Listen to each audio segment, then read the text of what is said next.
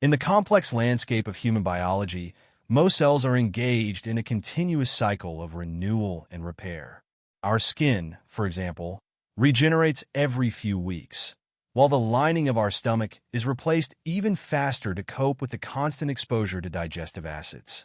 However, in stark contrast to this rapid turnover, certain cells in the body are designed to last a lifetime.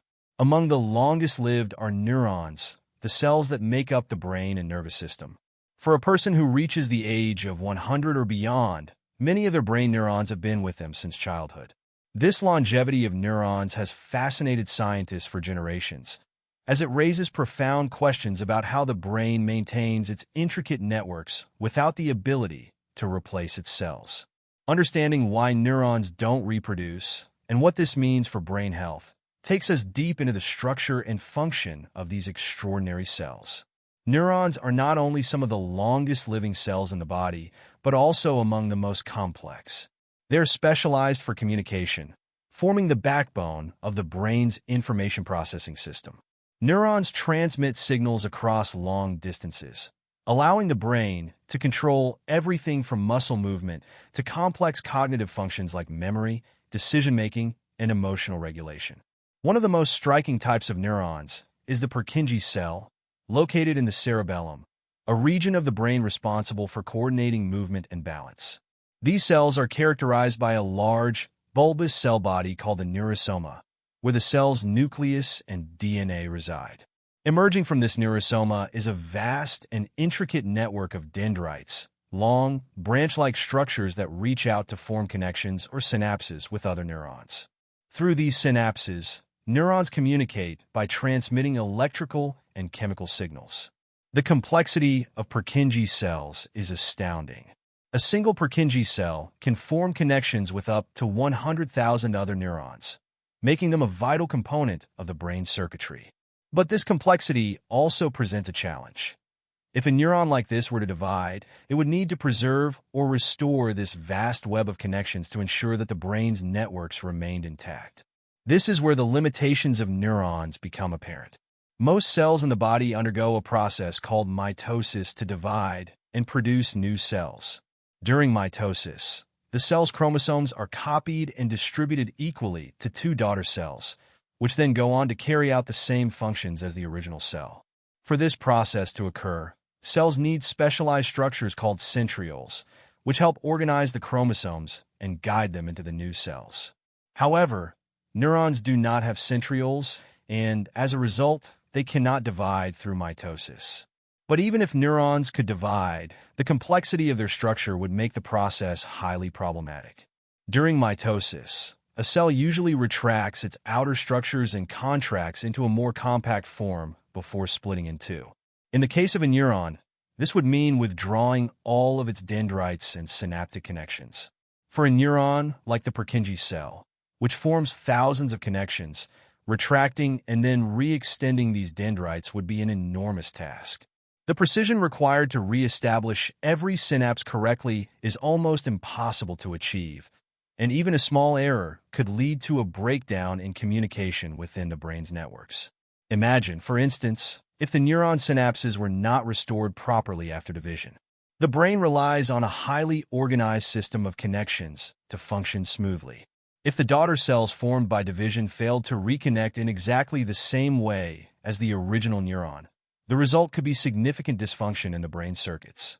This could manifest as impaired movement, memory loss, or other neurological issues, depending on where the neuron is located in the brain. Furthermore, if a neuron were to attempt division without retracting its dendrites, the splitting process would have to travel up and down every branch of the dendritic tree.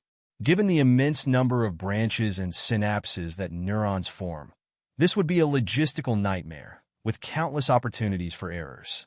The risk of disrupting the brain's intricate networks would far outweigh any potential benefit of replacing old neurons with new ones. The inability of neurons to divide comes with a significant trade-off. Once neurons are formed, they are designed to last a lifetime.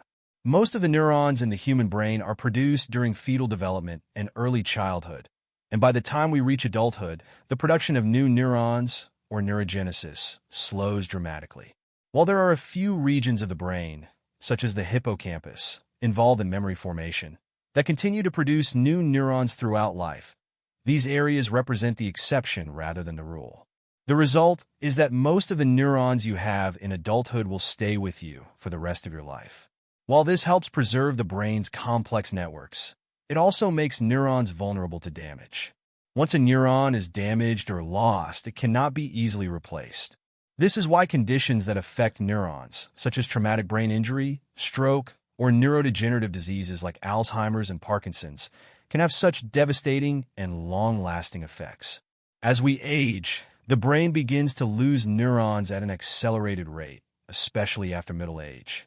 This natural process of neuronal loss contributes to age-related cognitive decline, affecting memory, attention, and other cognitive functions. By the time a person reaches their 70s or 80s, they may have lost a significant number of neurons. This neuronal loss, combined with reduced neurogenesis, underscores the importance of preserving brain health throughout life. The discovery of adult neurogenesis, the process of generating new neurons in adulthood, has provided some hope for brain regeneration. In the 1990s, researchers found that new neurons are produced in certain areas of the adult brain, most notably in the hippocampus, a region critical for learning and memory. This discovery challenged the long-held belief that no new neurons are produced in the adult brain. However, the extent of neurogenesis in adults remains a topic of debate. While some studies suggest that neurogenesis continues into old age, others have found little evidence of significant new neuron production in later life. Even in the hippocampus, the number of new neurons produced in adulthood is relatively small compared to the vast number of neurons that were formed during childhood. This limited neurogenesis is not enough to fully compensate for the loss of neurons that occurs as part of the aging process. Given the brain's limited ability to replace neurons, preserving the health of the neurons we already have is critical. This places a strong emphasis on brain health throughout life, as protecting neurons from damage is the best way to ensure long-term cognitive function. Several lifestyle factors have been shown to promote brain health and protect neurons. Exercise, for instance, has been linked to increased neurogenesis in the hippocampus, as well as improved cognitive function in older adults. Physical activity promotes the release of growth factors that support the survival of neurons and the formation of new connections in the brain. Diet also plays a crucial role in maintaining brain health. Foods rich in omega-3 fatty acids, such as fatty fish, have been shown to support neuronal function and reduce inflammation in the brain. Antioxidants, found in fruits and vegetables, help protect neurons from oxidative stress, which can contribute to neurodegenerative diseases. Other compounds, such as flavonoids and blueberries, have been linked to improved memory and cognitive function. In addition to exercise and diet, cognitive engagement is essential for preserving brain health. Learning new skills, solving puzzles, and staying mentally active can promote neuroplasticity, the brain's ability to reorganize itself by forming new neural connections. Neuroplasticity allows the brain to adapt to changes and compensate for the loss of neurons, helping to preserve cognitive function as we age. While the brain's capacity for neurogenesis and neuroplasticity offers some protection against neuronal loss, neurons remain among the most fragile and irreplaceable cells in the body. This makes brain injuries, neurotoxins, and degenerative diseases particularly harmful. Researchers continue to explore ways to enhance neurogenesis and neuroplasticity, with the hope of developing therapies that can protect and even regenerate neurons in the brain. As science advances, new treatments may emerge that help slow the loss of neurons or promote the growth of new ones. In the meantime, protecting the neurons we have through healthy lifestyle choices and brain-boosting activities remains the best strategy for maintaining cognitive function throughout life. The neurons that make up the brain are truly remarkable cells, capable of lasting a lifetime without dividing. Their complexity and the vital role they play in maintaining the brain's communication networks make them irreplaceable. While neurons do not reproduce, they possess the unique ability to form intricate connections that give rise to the brain's vast processing power.